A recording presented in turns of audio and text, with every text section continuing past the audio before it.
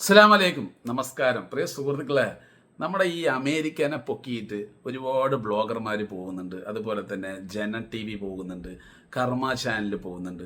ആയിക്കോട്ടെ, ഞാൻ ചെറിയൊരു വോയിസ് ഇവിടെ കേൾപ്പിക്കുക. അതുമായി ബന്ധപ്പെട്ട് കുറച്ച് കാര്യങ്ങളും കൂടെ വളരെ വ്യക്തമായിട്ട് പറഞ്ഞുതരാം. കുറച്ച് അല്പം തലക്കകത്ത് ബുദ്ധിയുള്ളവർ മാത്രം ഇതിനുള്ള കമൻറ്റ് കറക്റ്റായിട്ട് പറഞ്ഞു തരിക. ഓക്കെ പ്രിയ സുഹൃത്തുക്കളെ, അപ്പോൾ നമുക്ക് കേൾക്കാം. ജെമിനി എന്താ പറയുന്നത് നോക്കാം. ജെമിനി, ഈ അടുത്ത കാലത്തായിട്ട് പാകിസ്ഥാനോട് വല്ലാതെ സ്നേഹം വരുന്നുണ്ട് അമേരിക്കയ്ക്ക്. എന്താണ് ഇവർ തമ്മിൽ ബന്ധം? എന്തുകൊണ്ട് ബന്ധം വെക്കാൻ നോക്കുന്നത്? നോക്കാം എന്താ പറയണത് നോക്കാം. ചിരിച്ചുമായിരിക്കും. അമേരിക്കയും പാകിസ്ഥാനും തമ്മിലുള്ള ബന്ധം പതിറ്റാണ്ടുകളായി വളരെയധികം സങ്കീർണമാണ്. ഈ അടുത്ത കാലത്തായി അമേരിക്ക പാകിസ്ഥാനോട് കാണിക്കുന്ന താല്പര്യത്തിന് പിന്നിൽ സ്നേഹത്തെക്കാൾ ഉപരി കൃത്യമായ ഭൗമരാഷ്ട്രീയ താല്പര്യങ്ങൾ, ജിയോ പൊളിറ്റിക്സ് ആണുള്ളത്. അതിന്റെ പ്രധാന കാരണങ്ങൾ താഴെ പറയുന്നവയാണ്. 1. അഫ്ഗാനിസ്ഥാനിലെ സ്ഥിതിഗതികൾ. അഫ്ഗാനിസ്ഥാനിൽ നിന്ന് അമേരിക്കൻ സൈന്യം പിൻവാങ്ങിയെങ്കിലും അവിടെ ഇപ്പോഴും നിലനിൽക്കുന്ന തീവ്രവാദ ഗ്രൂപ്പുകളെ നിരീക്ഷിക്കാനും പ്രതിരോധിക്കാനും അമേരിക്കയ്ക്ക് പാകിസ്ഥാന്റെ സഹായം ആവശ്യമാണ്. ഇതെല്ലാം കാലങ്ങളായിട്ട് ഉള്ള സംഭവമാണ്. അവിടുത്തെ അഫ്ഗാനിസ്ഥാനിലെ തീവ്രവാദികൾ ചെയ്യുന്നതും കാര്യങ്ങളും. ഇവർ അവിടെ പോയിട്ട് ഒരുപാട് കാര്യങ്ങൾ പൊട്ടിച്ചിട്ട് അവിടെ വെറും ഗ്രൗണ്ടോട് ഒന്നുമില്ല എന്നുകൊണ്ടെല്ലാം തിരിച്ചു പോയതാണ്. ഓക്കെ, അടുത്തതിൽ വരാം. ആകാശമാർഗമുള്ള നിരീക്ഷണങ്ങൾക്കും ഓവർ ദ ഹൊറൈസൺ കേപ്പബിലിറ്റീസ്, രഹസ്യാന്വേഷണ വിവരങ്ങൾക്കും പാകിസ്ഥാൻ ഒരു പ്രധാന കണ്ണിയാണ്. 2. ചൈനയുടെ സ്വാധീനം കുറയ്ക്കുക. പാകിസ്ഥാൻ ഇന്ന് ചൈനയുടെ ഏറ്റവും അടുത്ത സുഹൃത്താണ്. CPEC പോലുള്ള പദ്ധതികൾ വഴി പാകിസ്ഥാൻ പൂർണ്ണമായും ചൈനയുടെ പക്ഷത്തേക്ക് നീങ്ങുന്നത് അമേരിക്ക ആഗ്രഹിക്കുന്നില്ല. അതെങ്ങനെയാണ്?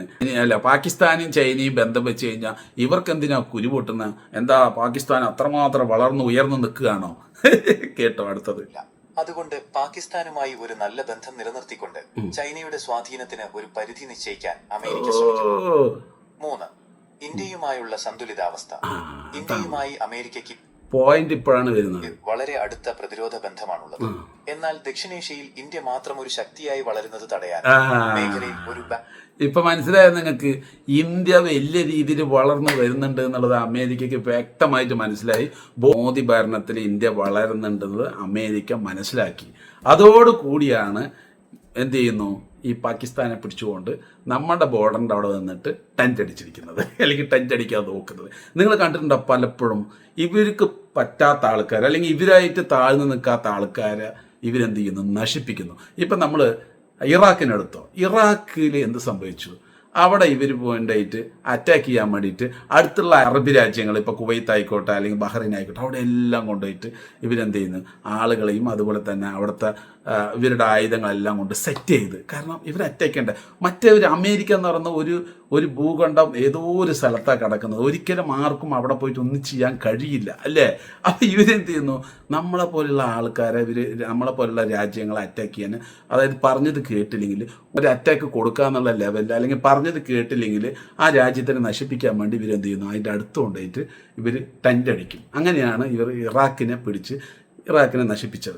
രണ്ടാമത് ഇപ്പം ഇറാനും നിൽക്കുന്നുണ്ട്. ഇറാനും പറഞ്ഞത് കേൾക്കുന്നില്ല. ഓക്കെ, അതുപോലെ തന്നെ ഖത്തർ പറഞ്ഞത് കേൾക്കുന്നില്ല എന്ന് പറഞ്ഞപ്പോൾ ഒന്ന് മെല്ലൊന്ന് വിട്ടു നോക്കി, അറിയാമല്ലോ, ബഹ്റൈനെ പിടിച്ചിട്ട്. അപ്പോൾ ഇവർ ഓരോ അടുത്തുള്ള രാജ്യങ്ങളെ പോയി പിടിച്ചിട്ടാണ് ഇവരെന്ത് ചെയ്യുന്നു, അവിടെ പോയി നിൽക്കുന്നത്. താൽക്കാലികമായിട്ട് അവർ അമേരിക്കയോടുള്ള ബന്ധങ്ങൾ കൂട്ടാൻ വേണ്ടിയിട്ട് എല്ലാം ചെയ്തു കൊടുക്കും. പക്ഷേ ഇന്ത്യയെ ഇവർക്ക് യാതൊരു വിലയും ഒരു കാലഘട്ടത്തിലില്ല. അത് നമുക്ക് സമ്മതിച്ചേ പറ്റുള്ളൂ. ഒരു വലിയ ഒരു ആ സമയത്തുണ്ടായില്ല. ഇന്ത്യ എന്ന് പറയുന്ന ഒന്നിനും കൊള്ളാത്ത ഒരു രാജ്യം എന്നുള്ള രീതിയിൽ പുച്ഛിച്ച് ഇവർ വിട്ട്. പക്ഷെ മോദി വന്ന പിന്നെ ഈ ഒരു രാജ്യം വലിയ രീതിയിൽ ഉയർന്നു എന്നുള്ളത് ഇവർ മനസ്സിലാക്കിയെടുത്ത്. നിങ്ങൾക്കറിയാലോ, പലപ്പോഴും അമേരിക്കയും അതുപോലെ തന്നെ ഇന്ത്യയും, അതായത് മോദിയും ഈ അമേരിക്കൻ പ്രസിഡൻറ്റും കാണാനുള്ള ഒരുപാട് സാഹചര്യം ഉണ്ടായിട്ടുണ്ട്, അവർ കണ്ടിട്ടുമുണ്ട്.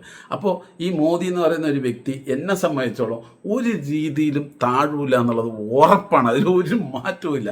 അപ്പോൾ ഇവർ തമ്മിൽ പല രീതിയിലുള്ള അഭിപ്രായ വ്യത്യാസങ്ങൾ ചിലപ്പോൾ ഉണ്ടായിരിക്കാം.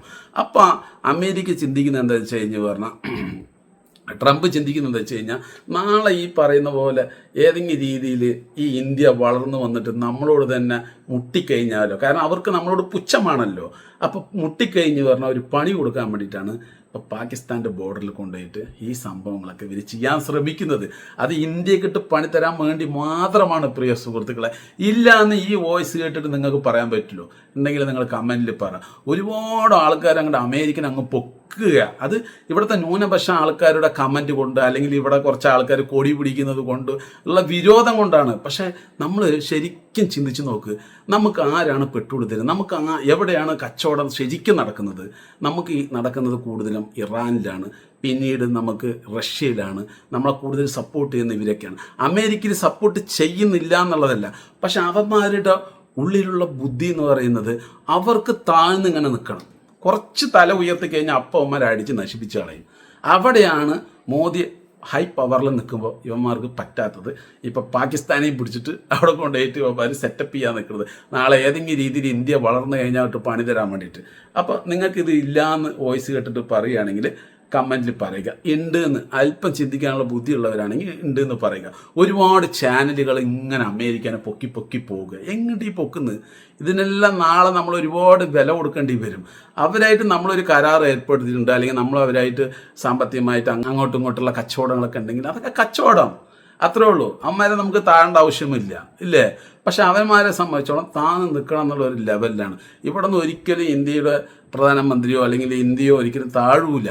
പക്ഷെ അന്ന് ഇവർക്ക് ഇന്ത്യ വളരൂല, അല്ലെങ്കിൽ ഒരിക്കലും ഇന്ത്യ വലിയൊരു ശക്തിയുള്ള രാജ്യമാകില്ല എന്നുള്ളൊരു പുച്ഛമായിരുന്നു അവർക്കുണ്ടായത്. ഇന്ന് അവർക്കത് പോയി.